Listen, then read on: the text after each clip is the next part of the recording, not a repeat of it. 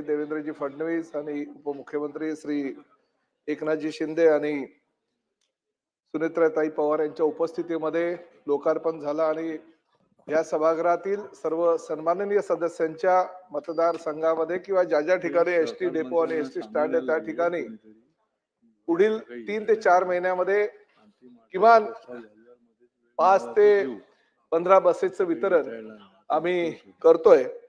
परंतु अध्यक्ष महोदय, एसटी महामंडळाच्या माध्यमातून आता येणाऱ्या 3000 बसेस आणि पुढल्या 4 ते 5 महिन्यानंतर येणाऱ्या 5000 बसेस ह्या शेवटच्या डिझेलच्या बसेस असतील अध्यक्ष महोदय।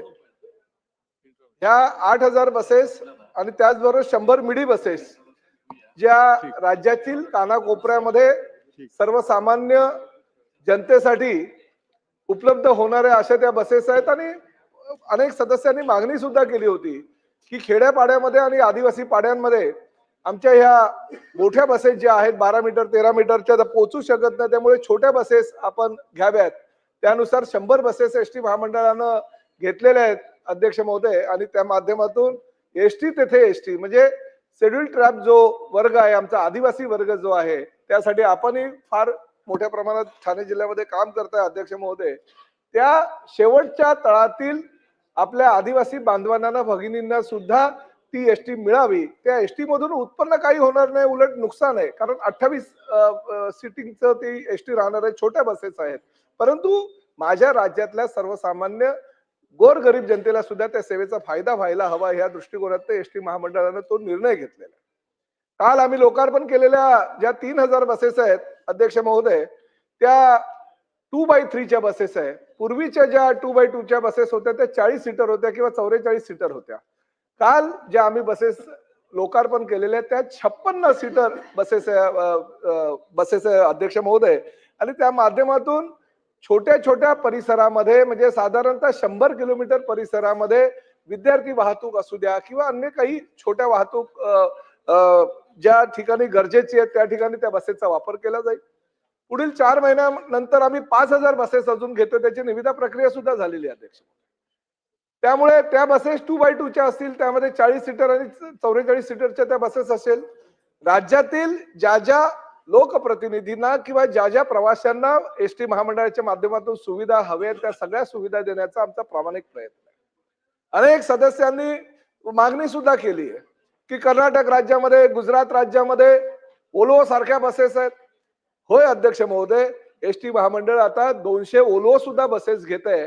170 बसेस ज्या आहेत त्या सिटिंगच्या असतील आणि त्यामध्ये 30 बसेस ज्या आहेत त्या स्लीपर कोच असतील, जेणेकरून सर्वसामान्य प्रवासी जो मुंबई गोवा, मुंबई कोल्हापूर, मुंबई सोलापूर अशा पद्धतीच्या ज्या लॉंग रूटच्या ज्यांना सुविधा हव्या त्या सुविधा देण्यासाठी एसटी महामंडळ प्रयत्नशील आहे।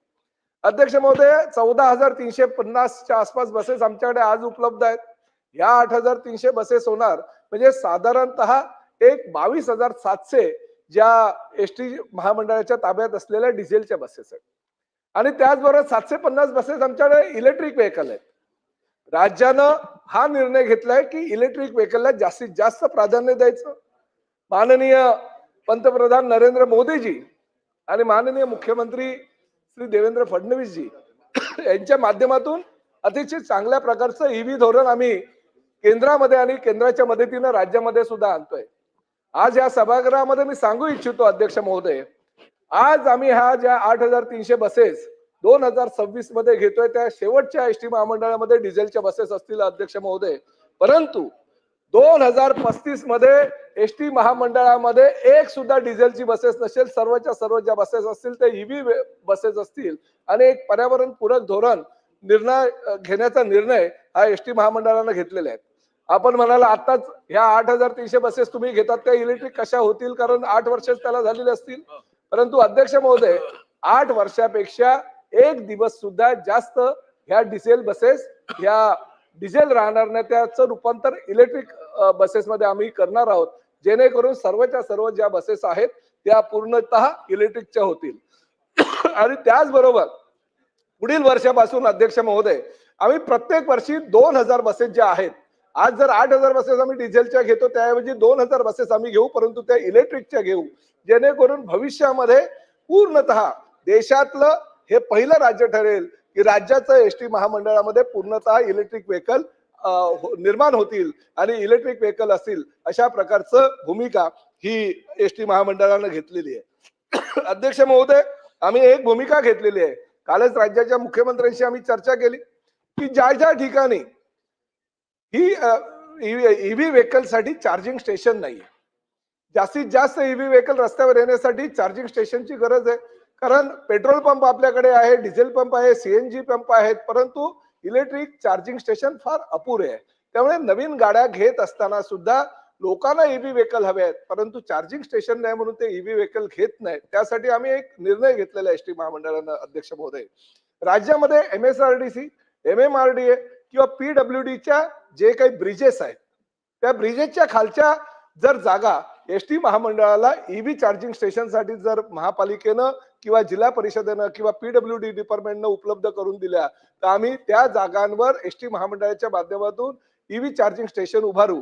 एसटी महामंडळाच्याच आमच्या बसेस तर त्या ठिकाणी चार्ज होतीलच, परंतु सर्वसामान्य जे लोक आहेत ज्यांना ईव्ही व्हेकल घ्यायचे आहेत त्यांना सुद्धा माफक दरामध्ये आम्ही ते ईव्ही चार्जिंगची सुविधा उपलब्ध करून देऊ, जेणेकरून एसटी महामंडळाचं उत्पन्न वाढेल.